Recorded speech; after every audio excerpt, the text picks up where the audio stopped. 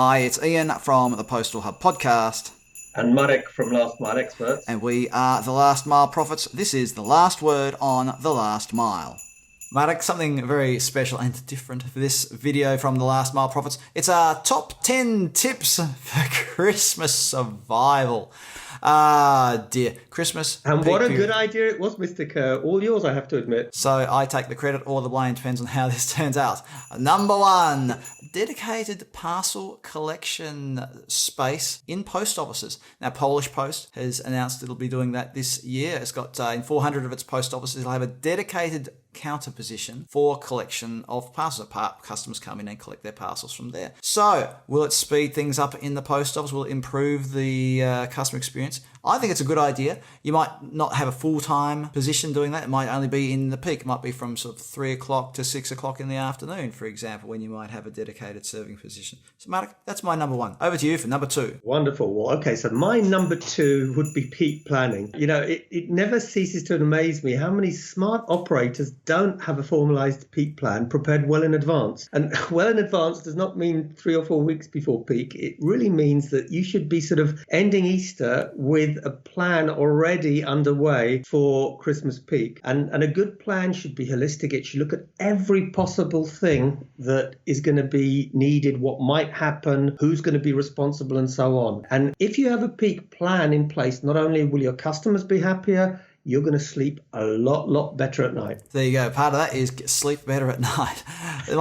Number 3, extended opening hours in post offices. A lot of post offices will open longer hours during the peak period, in particular during December, for a couple of reasons. But one key one is that there's some areas where people still do late night shopping. I know that some places in Europe are under lockdown and nobody's allowed out after sunset. But if you're in one of those areas, and we're talking about in the future when we have a regular kind of life again, opening a bit longer, especially in the shopping areas, get those post offices open longer hours so people can drop off their post offices. Perhaps they've bought something in the shopping district and they want to post it straight away. So think about opening post offices longer hours in the evening just to give customers and shoppers that extra bit of flexibility when it comes to lodging their parcels. Marek. That's a good one. I agree, Ian. Well, you won't be surprised to hear me mention out of home, aka lockers, PUDOs, or access points. This is absolutely critical because we all know that one of the biggest issues at peak time is capacity. And the only way to achieve capacity, as learnt by the Chinese 5 years ago to their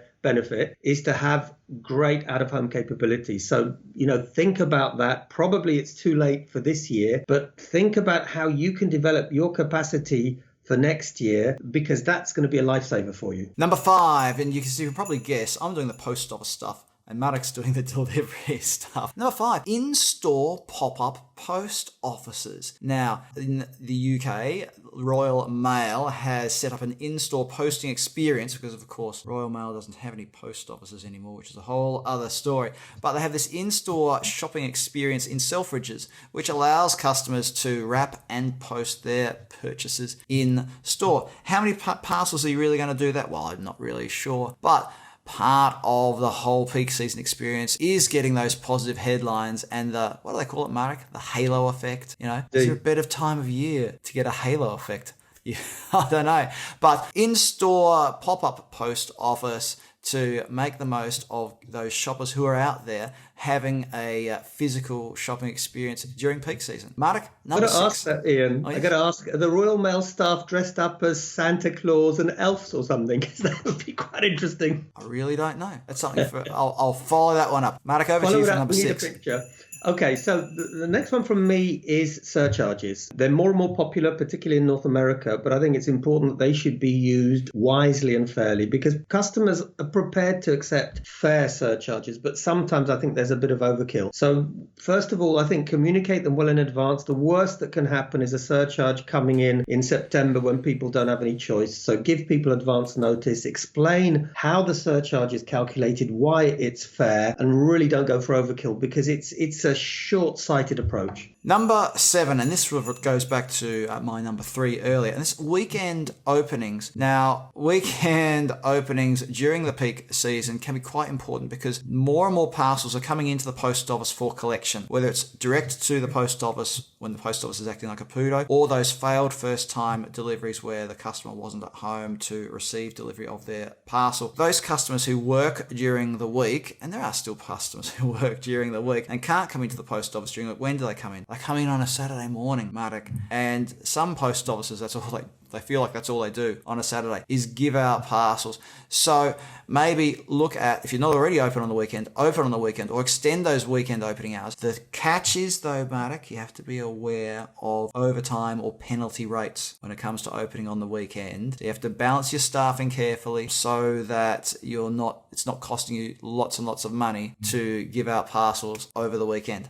Marek, back to you. Well, actually, I'll be sneaky. I'm going to piggyback on that because it applies equally to carriers. So I think longer hours and weekends, it's a must. It's no longer a nice to have. But my next point will be something a bit Christmassy. Try to send a nice Christmas message. Get your customers on board, both the senders and consignees. So they understand that it's a difficult time, that things may not happen as fast, but so that, they don't pick up the phone to your call center, 1 minute after the promised delivery time. So I think it's a two-edged, in a positive sense, sword. One side is, share that season's greeting, that nice fluffy feeling, but at the same time, try and get a bit more understanding from your customers and consignees. And again, at the risk of piggybacking on that one like you did before, but the technology has to be at the center of that too. So communicating with your customers via their app or email or whatever it is, so that they're kept informed and not flooding the customer contact center with complaints. And you know what, Ian, I just have to jump in there. One of the things, we're not working for InPost. It's not me plugging them, but InPost is great at this. They do really nice, soft and cuddly messages. And I think a lot of time should be spent because you got to get it just the right tone has got to be there. Number 9, temporary and drive-through post offices. Now, many of you might know that Canada Post set up a drive-through post office a few years ago. It's still there. People can basically drive through. I think they have to swipe a barcode and they collect your parcel, hand it to you through the window of your car, or if it's big, they'll come out and put it in the boot or the trunk for you Americans of your car. I love this idea of the drive-through post office. Apparently, it's very popular during the peak hours of the day. People driving home and picking up their parcels. But the idea of temporary post offices as well, you got to give yourself a lot of extra capacity during the peak period. So whether you're just putting up a shipping container in a car park that's got a door in it where people can pick up their parcels, say in a car park of a shopping centre, people can pick up their parcels there. I know about posts have just had vans, or even Deutsche Post with its post bus, I think it's called, or the packet bus, or something like that. The whole bus just turns up full of parcels. Then again, look, if you heard about this thing from Louis Vuitton, I can't even pronounce it properly. It shows you how big a customer I am of this. They'll actually send the shop round to your doorstep. They've got a little van. They drive around to your doorstep, and you can shop there locally. That's probably something completely different for another discussion. Marek. It's a completely new meaning to white glove service, which actually is really something different. Indeed. Marek, over to you for number 10. So the last one. Think about your staff and co-workers and their families, because they're really working hard for you. It's not an easy job. They're probably doing more overtime in more difficult conditions than ever before. Their families are accepting the fact that they're coming home late, if at all, some nights. So really think about them. Do something nice. Often you can do something really small, a small Christmas package or even a note, so that they know that you really appreciate what they're doing. So there are our top 10 tips for surviving and thriving during peak season. Hope you all have a profitable and safe peak season in 2020.